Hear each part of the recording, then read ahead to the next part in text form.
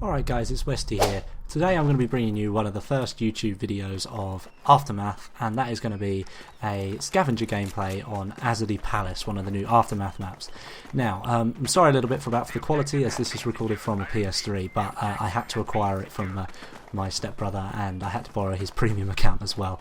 We transferred it across PS3s, but everything worked out well. So, this is going to be the full gameplay, and I'm going to break it down a little bit and just talk about Scavenger Mode in general. I've played a couple of hours of Aftermath now, and having played that, I have to say that Scavenger Mode is a good mode to play. It's very engaging, very enjoyable. The way that you start with a pistol is always a challenge, because there is always enemies around the corner, because the maps are very close together. But you start with your pistol, you've got your grenade and your knife. Pistol has full ammo to start off with, and then any weapons that you pick up around the map will only have their respective amount of bullets in the chamber, and then one extra clip of ammo as well. So let's say you pick up an SVD. Let's say you pick up an M249.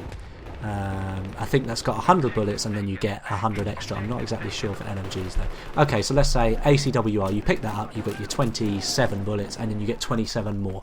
So it's fairly standard, and it teaches you that you don't spray fire your weapons.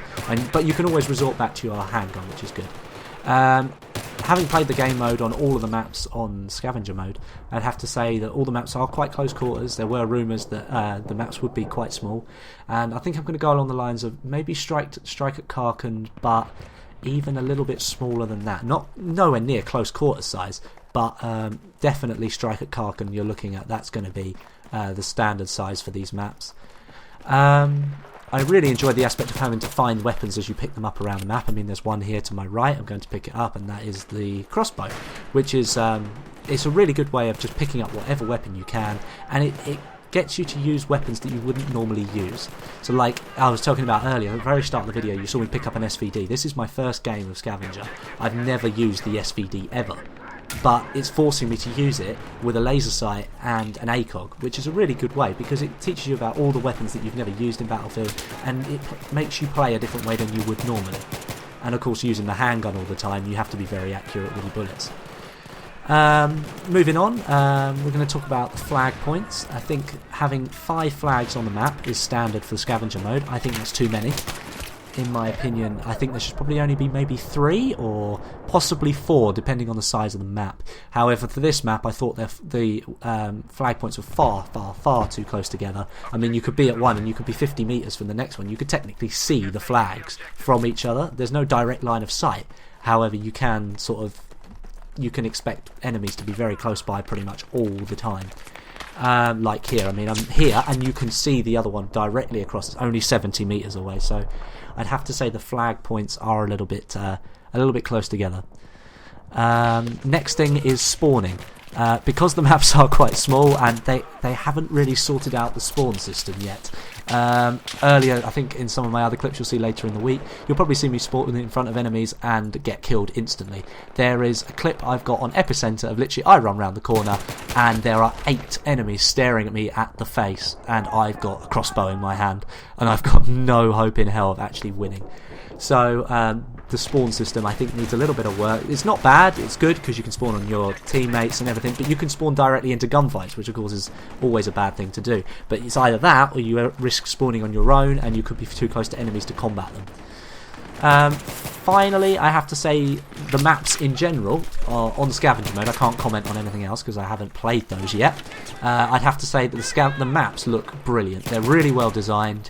They're really up and down vertical gameplay, a lot like Close Quarters where you've got different levels that you can play on. Inside it is extremely dark, as you can tell by the videos, and you come outside and it's extremely bright. I think that's a good contrast, and of course there's fire inside and stuff like that.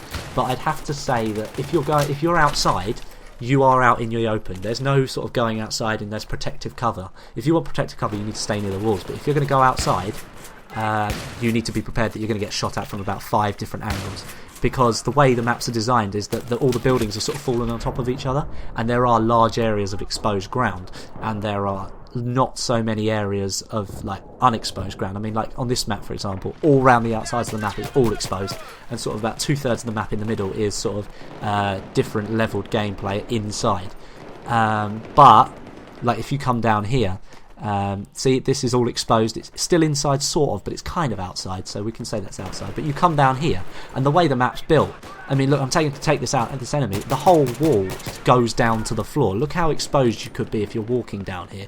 I mean, it is very open plat. So, overall, for my first couple of hours of experience of Aftermath, I'd have to say it is, in my opinion, a very good DLC. This is literally first impressions, like an hour-old first impressions. I've played every map twice, so I don't really know my way around the map yet. I'll probably do some videos later in the week about different routes that you can take and stuff like that. But all you really need to know is that at the moment, people are still getting used to these maps. The gameplays and the way that people play the map isn't strategic yet, because people are just running around like headless chickens trying to get kills. Same way I am, really, because I've got no bloody clue where I'm going. There are so many places I haven't even been in these maps yet. So expect videos later in the week about best ways around the map and stuff like that. But anyway, I hope you enjoyed the gameplay. Please subscribe for more Aftermath content, because I'm going to be releasing it all week up until the PC release, and then after that I'm going to be doing a lot of Aftermath sort of style footage, and on the PC as well, to compare it to the PS3 version. So I really hope you did enjoy the video, and it's going to be informative for you and everything like that. But that is the end of the gameplay. I've been Westy. Again, I hope you enjoyed the video, and I will see you in the next one. So thanks for watching, and see you later.